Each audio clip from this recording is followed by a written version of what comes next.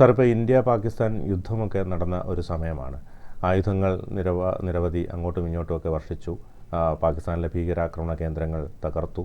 അപ്പോൾ സ്വാഭാവികമായും ഈ ആയുധങ്ങൾ പലപ്പോഴും മറ്റു രാജ്യങ്ങളുടെ സഹായത്തോടെ വാങ്ങുക, അതൊക്കെയായിരുന്നു ഇന്ത്യ ചെയ്തുകൊണ്ടിരുന്നത്. പക്ഷേ ഇനി അങ്ങോട്ട് എല്ലാം തദ്ദേശീയമായി നിർമ്മിക്കാനുള്ളൊരു തയ്യാറെടുപ്പിലാണ്, 5ാം തലമുറ വിമാനങ്ങളടക്കം. അത് ഈ നരേന്ദ്രമോദി സർക്കാരിൻ്റെ ഒരു നേട്ടമായി അതിനെ കാണാമോ? നമ്മൾ ഈ ആയുധങ്ങളെന്ന് പറയുന്ന സമയത്ത് 3 മെയിൻ ഫോഴ്സുകളാണല്ലോ ഡിഫൻസിൽ ഉപയോഗിക്കുന്നത്. അതെ. ഒന്ന് നേവി, ഒന്ന് എയർഫോഴ്സ്, ഒന്ന് ആർമി. ഈ നേവിയിൽ നമ്മൾ തദ്ദേശികമായിട്ട് ഏറ്റവും വലിയ ഷിപ്പ് ഉണ്ടാക്കിയിട്ടുള്ളത് കൊച്ചിനിൽ തന്നെയാണ്. അതിൽ വാർഷിപ്പുമായിട്ട് റിലേറ്റഡ് ആയിട്ടുള്ള സംഭവങ്ങൾ ചെയ്യാനോ, മെയിൻ്റനൻസ് ചെയ്യാനോ, അതിനെ കൺവേർട്ട് ചെയ്യാനോ, ഉപയോഗിക്കാനോ, സബ്മറൈൻസ് ഉണ്ടാക്കാനോ ഒക്കെയുള്ള കേപ്പബിലിറ്റി നമുക്കുണ്ട്. പക്ഷേ ഒരു വലിയൊരു ഡിഫൻസ് സിസ്റ്റം ഉണ്ടാക്കാനുള്ള ഒരു എസ്റ്റാബ്ലിഷ്മെൻറ്റ് ഉണ്ടാക്കുമ്പോൾ അതിൽ നമ്പർ ഓഫ് പ്രോഡക്ട്സ് നമ്മൾ എത്ര ഉണ്ടാക്കും എന്നുള്ളതാണ്. ഇപ്പോൾ ഒരു ഷിപ്പ് യാർഡ് ഉണ്ടാക്കിയിട്ട് ആ ഷിപ്പിൽ നമുക്ക് 1 ഷിപ്പോ 2 ഷിപ്പോ ഉണ്ടാക്കുന്നു വിചാരിക്കും. അത് ഫിനാൻഷ്യലി വയബിൾ അല്ല. അത് നമ്മുടെ ടെക്നോളജിയുടെ കുറവല്ല. നമ്മൾ കമേഴ്ഷ്യലായിട്ട് ബാക്കിയുള്ളവർക്ക് വിൽക്കാൻ തുടങ്ങുന്ന വിധത്തിൽ ഉണ്ടാക്കിയെന്ന് വിചാരിക്കും. അപ്പോൾ ഇന്ത്യ ഒരു മാസീവായിട്ടുള്ള വെപ്പണറി ഉണ്ടാക്കി വിപണനം ചെയ്യുന്ന ഒരു രാജ്യമായിട്ട് മാറാൻ ഭാരതത്തിൻ്റെ സങ്കല്പത്തിന് നമുക്ക് ഇഷ്ടമുള്ളൊരു വിഷയമല്ല, നമ്പർ 1. അപ്പോൾ കമേഴ്ഷ്യലായിട്ട് ഷിപ്പ് ഉണ്ടാക്കുന്ന ഒരാൾക്ക് സെപ്പറേറ്റ് ഇപ്പോൾ BDL, ഭാരത് ഡൈനാമിക്സ് ലിമിറ്റഡ്, മിസൈലുകൾ ഇഷ്ടംപോലെ ഉണ്ടാക്കുന്ന സ്ഥലമാണ്.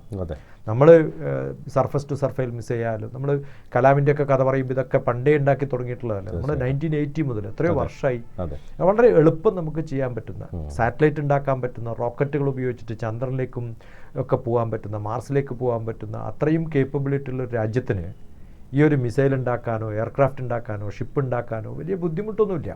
പിന്നെ ബാക്കി ഗ്രൗണ്ട് ആവശ്യത്തിനുള്ള, ആർമിക്ക് ആവശ്യമുള്ള വെപ്പണറീസ് അത് മിക്കവാറും ഇന്ത്യയിൽ തന്നെ ഇപ്പോൾ ഉണ്ടാക്കുന്നുണ്ട്.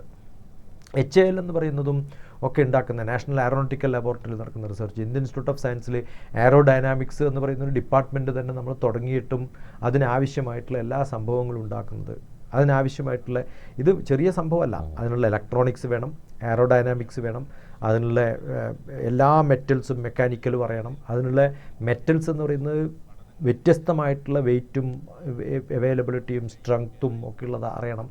ഇതിനൊക്കെയുള്ള സംഭവങ്ങൾ പാരലി നടക്കുന്ന ഒരു വലിയ റിസർച്ച് സെൻറ്ററുകൾ DLRL, DRDO, DMRL, ഇങ്ങനെ ഡിഫൻസിൽ തന്നെ ഇതിന് ചെയ്യുന്ന കുറേ റിസർച്ച് ലാബോറട്ടറികളും ചെറിയ ചെറിയ സങ്കല്പങ്ങളൊക്കെ നമുക്ക് ഉണ്ടാക്കാൻ സാധിച്ചിട്ടുണ്ട്. അപ്പോൾ ഇതിൽ വലിയൊരു ബുദ്ധിമുട്ടൊന്നുമില്ല. അതിനുള്ള റിസർച്ച് നടക്കുന്നത് ഇന്ന് തുടങ്ങിയിട്ടുള്ളതൊന്നുമല്ല, നമ്മൾ വർഷങ്ങളായിട്ട് ചെയ്യുന്ന അതിൻ്റെയൊക്കെ ഡെവലപ്മെൻറ്റ്. എന്തുകൊണ്ട് പിന്നെ നമ്മൾ ഉണ്ടാക്കുന്നില്ല എന്ന് ചോദിച്ചു കഴിഞ്ഞാൽ, മാസീവായിട്ടുള്ള പ്രൊഡക്ഷൻ ചെയ്യുന്നുണ്ടെങ്കിൽ ലോകത്തിൽ എയർക്രാഫ്റ്റുകളുടെ പവർഫുള്ളായിട്ടുള്ള എൻജിൻ, അത്രയും പവർഫുള്ളായിട്ട് ഓടിക്കാൻ പറ്റുന്ന എൻജിൻ ഉണ്ടാക്കുന്ന, അതിലുള്ള ഫ്യൂവലുകൾ, അതിനുപയോഗിക്കുന്ന ത്രസ്റ്റ്, അതിനുണ്ടാക്കുന്ന ഏവിയോണിക്സ്, അതിൻ്റെ എയറോഡൈനാമിക്സ്, എൻജിൻ പവർ, പുഷ്, അതിൽ കിട്ടുന്ന ത്രസ്റ്റ്, ഇതൊക്കെ കമ്പ്യൂട്ട് ചെയ്യുന്ന സമയത്ത് അത്തരം ഒരു സംഭവങ്ങൾ കമേഴ്ഷ്യലായിട്ട് ഉണ്ടാക്കുന്നതിനേക്കാളും നല്ലത് നമുക്ക് എളുപ്പം പിന്നെ കിട്ടുന്ന സാധനങ്ങൾ വാങ്ങി അതിന് നമുക്ക് ആവശ്യത്തിലുള്ള മോഡിഫിക്കേഷൻസ് വരുത്തി ഉപയോഗിക്കലാണ് ഒന്ന്, നമ്പർ 1. പിന്നെ നമ്പർ 2, എപ്പോഴും ഒരു വെപ്പണറി ഉണ്ടാക്കുന്ന ഒരു രാജ്യമായിട്ട് എനിക്ക് തോന്നുന്നില്ല ഭാരതത്തിനെ പ്രൊജക്റ്റ് ചെയ്യാൻ നമ്മൾ തന്നെ ഇഷ്ടപ്പെടുന്നുണ്ട്. അത് വളരെ സുലഭമായിട്ട് നമുക്ക് ബാക്കി പല സ്ഥലത്തും കിട്ടുന്നുണ്ട്. അപ്പോൾ അതിൻ്റെ കപ്പാസിറ്റി ട്രെയിൻ ചെയ്തിട്ടുണ്ട്, ടെസ്റ്റ് ചെയ്തിട്ടുണ്ട്. ഇതൊക്കെ നമുക്ക് സാധാരണ പറയാൻ, ഒരു മിസൈൽ നമുക്ക് ടെസ്റ്റ് ചെയ്യാൻ പറ്റില്ല, കാരണം അത് ഒരു പ്രാവശ്യമല്ലേ ബ്ലാസ്റ്റ് ചെയ്യുള്ളൂ. അത് ഒരു പ്രാവശ്യം ടെസ്റ്റ് ചെയ്തിട്ട് അത് ബ്ലാസ്റ്റ് ചെയ്ത് കഴിഞ്ഞാൽ പിന്നെ അത് യൂസ് ചെയ്യാൻ പറ്റില്ല. അപ്പോൾ ഓരോന്നും ടെസ്റ്റ് ചെയ്യാൻ പറ്റാത്ത ചില സംഭവങ്ങളുണ്ട്. ഇനി നമ്മൾ മേടിക്കുന്നതിൽ ഇന്നിപ്പം അതിൻ്റെ എയറോഡൈനാമിക്സോ അതിൻ്റെ മെക്കാനിക്സോ അതിൻ്റെ ഇലക്ട്രോണിക്സോ അല്ല, അതിനെയൊക്കെ കൺട്രോൾ ചെയ്യുന്ന കമ്പ്യൂട്ടറിൽ ഉപയോഗിക്കുന്ന കുറേ ഡാറ്റകളുണ്ട്. അത് ഫുൾ പ്രൊഡ്യൂസ് ചെയ്യുന്നതും അതിനെയൊക്കെ കൺട്രോൾ ചെയ്യുന്നതും അതിൻ്റെ കമാൻഡ് സിസ്റ്റവും ഒക്കെ നമ്മൾ ടെക്നോളജി ട്രാൻസ്ഫറിലൂടെ പഠിക്കുകയും നമുക്ക് ആവശ്യമുള്ളത് ഡെവലപ്പ് ചെയ്ത് അത് ടെക്നോളജി ട്രാൻസ്ഫർ ആയി കൊടുത്തിട്ട് ഇംപ്ലിമെൻറ്റ് ചെയ്യപ്പെടുകയും ഒക്കെ ചെയ്യുന്ന കുറേ കാര്യങ്ങൾ നമ്മൾ ചെയ്തിട്ടുണ്ട്. ഇപ്പോൾ GPS സിസ്റ്റം ആയാലും ഇതൊന്നും സ്പേസ് ഡിപ്പാർട്ട്മെൻറ്റിന് പുറത്ത് ചെയ്യാൻ പറ്റുന്നതല്ല. GPSൻ്റെ ഹെൽപ്പ് വേണം, കണക്ടിവിറ്റി വേണം, ഇൻ്റർനെറ്റ് വേണം. ഇതൊക്കെ ചെയ്യുന്ന സമയത്ത് കൃത്യമായിട്ട് ഒരു ലൊക്കേഷൻ മനസ്സിലാക്കിയിട്ട് ജിയോഗ്രഫിക് ഇൻഫർമേഷൻ സിസ്റ്റം കറക്റ്റ് എവിടെ പതിയണം, എവിടെ നിന്നാണ് അതിനെ കണ്ടുപിടിക്കാൻ പറ്റുക, റഡാർ വെച്ചിട്ട് കണ്ടുപിടിച്ച് അതിനെ ഹിറ്റ് ചെയ്യാൻ പറ്റുന്ന മെക്കാനിക്സൊക്കെ ആ മിസൈലിൽ തന്നെ ഉണ്ടാവണം. അതിൻ്റെ ഡൈനാമിക്സ് കൃത്യമായിട്ട് അറിയണം, അതിൻ്റെ ത്രസ്റ്റ് അറിയണം, അതിനെ എങ്ങനെയൊക്കെ അതിന് അങ്ങോട്ടും ഇങ്ങോട്ടും ചരിക്കാൻ പറ്റുന്നതിനുള്ള ബൂസ്റ്റേഴ്സ് എവിടെയൊക്കെയാണ്, അതിനെന്തൊക്കെയാണ് ഫ്യൂവൽസ്, എപ്പോഴൊക്കെയാണ് ഇഗ്നൈറ്റ് ചെയ്യേണ്ടതെന്ന് അറിയണം. ഇത് വലിയ റോക്കറ്റിൽ ചെയ്യുന്നത് പോലെ തന്നെയാണ് മിസൈലിനും ചെയ്യേണ്ടത്.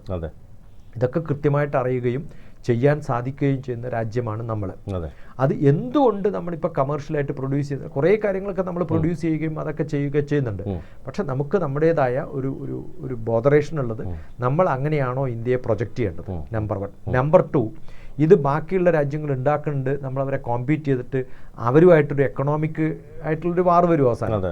കാരണം ഏതൊക്കെ രാജ്യങ്ങൾ എവിടെ നിന്നൊക്കെ മേടിക്കേണ്ടത് നമ്മളും കൂടി അതുണ്ടാക്കി വിൽക്കാൻ തുടങ്ങിയാൽ, ഇപ്പോൾ റഷ്യയും ചൈനയും അമേരിക്കയും ഇന്ത്യയും കാണുമ്പോൾ റഷ്യക്കും ചൈനയ്ക്കും അമേരിക്കക്കും കൊടുക്കുന്ന ഒരു പൊസിഷൻ അല്ല ഇന്ത്യക്ക് കൊടുക്കുന്നത്. കാരണം ഇന്ത്യക്ക് വളരെ സാത്വികമായ, വളരെ ധാർമ്മികമായ, വളരെ മയപ്പെടുത്തുന്ന സ്വഭാവമുള്ള, എല്ലാവരുമായിട്ട് ബൈലാറ്ററൽ റിലേഷൻഷിപ്പ് ഒരേപോലെ സൂക്ഷിക്കുന്ന ഒരു രാജ്യമായിട്ട് കാണുന്ന നമ്മളായിട്ട് എന്തിനാ വേറൊരു പൊസിഷനിലേക്ക് അയക്കുന്നത്? അപ്പം അതുകൊണ്ട് ഇതൊരു വലിയൊരു സ്ട്രാറ്റജിക് പൊളിറ്റിക്കൽ, ഇന്ന് ഒരു 10 വർഷം കൊണ്ട് നമുക്ക് മാറ്റാൻ പറ്റുന്ന ഒരു പോളിസി അല്ല. ആ പോളിസി വളരെ സ്ട്രോങ് ആയിട്ട് നമുക്കുള്ള പോളിസിയാണ്. സിവിലിയൻ ആവശ്യങ്ങൾക്ക് ഉപയോഗിക്കുന്നു എന്ന് പറഞ്ഞ് നമ്മൾ ചെയ്യുന്ന പല റിസർച്ചുകളും ഡിഫൻസിലേക്ക് പോകാറുണ്ട്. സാധാരണ നമ്മൾ കണ്ടുപിടുത്തം പറയാ, ഡിഫൻസിന് ആദ്യം കണ്ടുപിടിച്ചിട്ട് അത് സിവിലിയനിലേക്ക് ഉപയോഗിച്ചു എന്നാണ്. ഇപ്പോൾ കമ്പ്യൂട്ടർ അടക്കം ആദ്യം ഡിഫൻസിന് ഉപയോഗിച്ചു. EME എന്ന് പറയുന്ന ഇലക്ട്രോണിക്കൽ, മെക്കാനിക്കൽ, ഇലക്ട്രിക്കൽ, ആ ബ്രാഞ്ച് ഓഫ് എഞ്ചിനീയറിംഗിന്റെ പേര് തന്നെ EME എന്നാണ്. ഇതെപ്പോഴും മിലിറ്ററിക്ക് വേണ്ടിയിട്ടാണ്. അതല്ലാതെ ഉണ്ടാക്കിയതുകൊണ്ടാണ് സിവിൽ എഞ്ചിനീയറിംഗ് എന്ന പേര് പോലും വന്നത്. അപ്പോൾ ഇപ്പോൾ ആ സ്ഥിതി മാറിയിട്ട് നമ്മൾ സിവിൽ എഞ്ചിനീയറിംഗിന് ഉപയോഗിക്കുന്ന, സിവിലിയൻസിന് ഉപയോഗിക്കുന്ന നമ്മുടെ ന്യൂക്ലിയർ എനർജി ആയാലും അതൊക്കെ എങ്ങനെ നമുക്ക് മറ്റുള്ളവരിലേക്ക് ഉപയോഗിക്കാം. ഇപ്പം HAL തന്നെ 2030 ആകുമ്പോഴത്തേക്കും, എന്ന് വെച്ചാൽ 5-6 വർഷം ആകുമ്പോഴത്തേക്കും സ്റ്റെൽത്ത് പെയിന്റ് ഉള്ള എയർക്രാഫ്റ്റുകൾ പോലും ഉണ്ടാക്കാനുള്ള കഴിവ് നമുക്കുണ്ടാവും. അതിൻ്റെ അർത്ഥം എന്താ വെച്ചാൽ റഡാറുകൾക്ക് പോലും അതിനെ പിടിക്കാൻ പറ്റില്ല. മറ്റ് എയർക്രാഫ്റ്റുകൾക്കോ മറ്റ് സിഗ്നലുകൾക്കോ പിടിക്കാൻ പറ്റാത്ത തരത്തിൽ സ്റ്റെൽത്ത് പെയിന്റ് ഇപ്പം നമ്മൾ ഷിപ്പിൽ ഉപയോഗിക്കാറുണ്ട്. അത് വേറെ ആർക്കും നമ്മളെ റഡാർ വെച്ച് കണ്ടുപിടിക്കാൻ പറ്റാത്ത ഡിഫൻസ് സിസ്റ്റത്തിൽ ഉപയോഗിക്കുന്ന തരത്തിലുള്ള പെയിന്റുകളാണ്. അപ്പോൾ ഇവിടെ നമ്മളിപ്പോൾ പാകിസ്ഥാൻ ഇന്ത്യ ചെറിയൊരു ടഗ് ഓഫ് വാർ ഉണ്ടായിരുന്ന ആ സമയത്ത് ഞാൻ കൊച്ചിയിലുണ്ട്. ആ കൊച്ചിയിലുണ്ട സമയത്ത് ഞാൻ ഇവിടുന്ന് ഷിപ്പ് പോകുന്ന സമയത്ത് ഞാൻ പറഞ്ഞു, ഇത് നാളെ മറ്റന്നാളാകുമ്പോഴത്തേക്കും നമ്മൾ ഇന്നിടത്തെത്തും, ഇതിന് വേണ്ടിയിട്ടുള്ള മൂവ്മെൻ്റ് ആണെന്ന് അന്ന് നമുക്ക് കാണാൻ പറ്റും. നമുക്കറിയാം ഒരു ഷിപ്പ് കണ്ടാൽ അത് എന്തിനാണ്, അത് ഏത് തരത്തിൽപ്പെട്ടിട്ടുള്ളതാണ്, ഓരോ എയർക്രാഫ്റ്റ് കണ്ടാൽ ഏതിലുപയോഗിക്കാം, എവിടെ ഉപയോഗിക്കാം, എവിടെ ലാൻഡ് ചെയ്യാനുള്ള റൺവേക്ക് എത്ര ലെങ്ത്ത് വേണം, അത് എവിടെ നിന്നൊക്കെ ലാൻഡ് ചെയ്യാം, ഷിപ്പിൽ നിന്ന് പിന്നെ ലോഞ്ച് ചെയ്യാൻ പറ്റുന്ന മിസൈലാണോ അതല്ലാത്തതാണോ, ഇതൊക്കെ നമുക്ക് കൃത്യമായിട്ട് ഉപയോഗിക്കാൻ സാധിക്കുന്ന സന്നദ്ധതകളും അതൊക്കെ അതിൻ്റെ എക്സ്പെർട്ടൈസിന് കൃത്യമായിട്ട് ഐഡൻറ്റിഫൈ ചെയ്യാനും സാധിക്കും.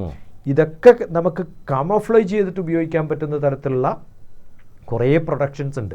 അപ്പം നമ്മൾ വ്യക്തമായിട്ട് എല്ലാവരോടും പറയും, ലോകത്തിലെ ഏറ്റവും കൂടുതൽ ടെക്നോളജി ഇത്തരം ഡെവലപ്മെൻറ്റ്, ഇപ്പം കാർഗോ ഷിപ്പുകളും പാസഞ്ചർ ഷിപ്പുകളും അടിച്ചു പൊളിച്ച് തകർത്ത് റീയൂസ് ചെയ്യുന്നതായിട്ട് വിൽക്കുന്ന ഏറ്റവും നല്ല സെൻറ്റർ ഉള്ളത് നമ്മുടെ ഗുജറാത്ത് കോസ്റ്റിലാണ്. അപ്പോൾ ഇതൊക്കെ നമുക്കുള്ളതാണ്.